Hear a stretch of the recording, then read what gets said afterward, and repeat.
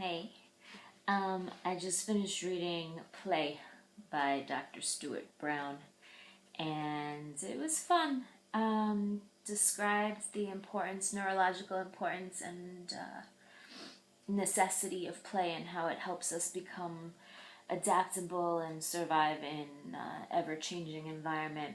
And there were two passages that I just want to read quickly. One was this great line that says, we strive to always be productive, and if an activity doesn't teach us a skill, make us money, or get us on the boss's good side, then we feel we should not be doing it. And I think that is quite true.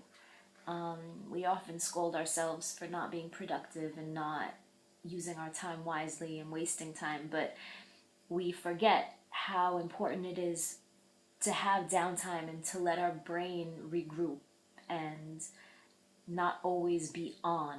I'm guilty of it too. But it is important to give ourselves the chance to not be engaged in a goal and just do something for the fun of it, regardless of how purposeless it may seem. It's not actually purposeless. It does give us the ability to regenerate and make connections. There was a really interesting article on the way that just free walking helps us create synapses and make connections that we would have otherwise overlooked. So that's one quotation, and then the other one that I liked was, when we stop playing, we start dying. And that's true. Because our lust for life disintegrates as soon as we stop playing and as soon as we stop having fun. And so I would recommend to people, you don't have to actually read the book, you can just get the message, which is find ways to play, find ways to engage in purposeless activities just for the sake of enjoyment. And I found the book interesting, because I like that sciencey type of stuff, and I think he explored it well. It was a very easy, very quick read, and at the end he has common questions that can help you organize your lack of play so that you're able to start integrating it into your life again. So I thought that was a useful section at the end. And as I was reading, I thought of a few short stories and a movie that are the opposite, that they're not play, even though they could have been. It's kind of like a Twilight Zone situation.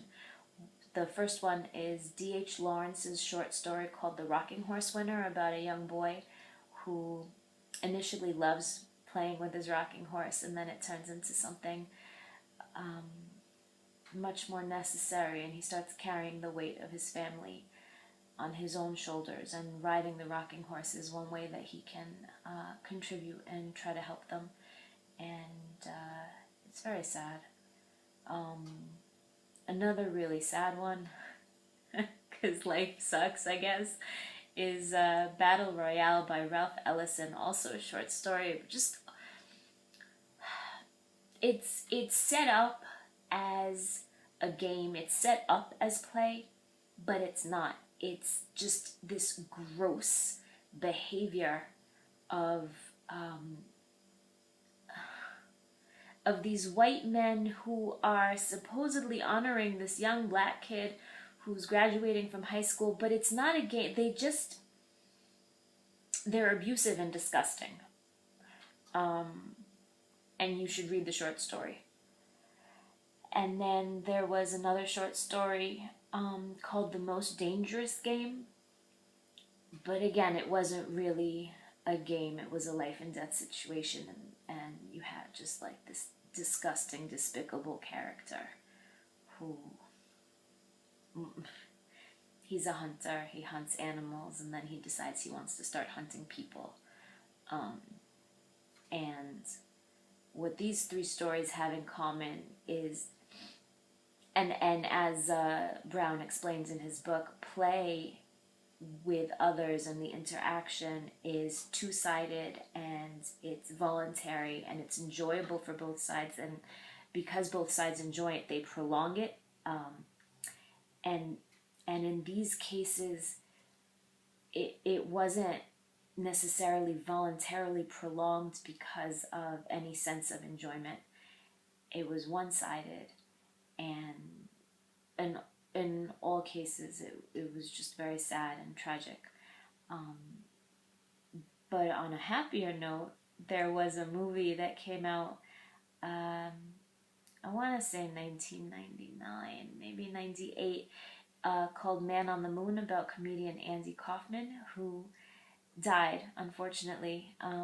But he played his entire life. And so that would be an example of someone who was able to incorporate, but also had some troubling events. But I don't know why life is so hard sometimes. Like, why can't we just play and enjoy it? It's sad. So I urge you to read the stories and read the book and reflect on your own lives and figure out how to incorporate play and happiness and enjoyment so that you can be happy, well balanced, and fulfilled individuals.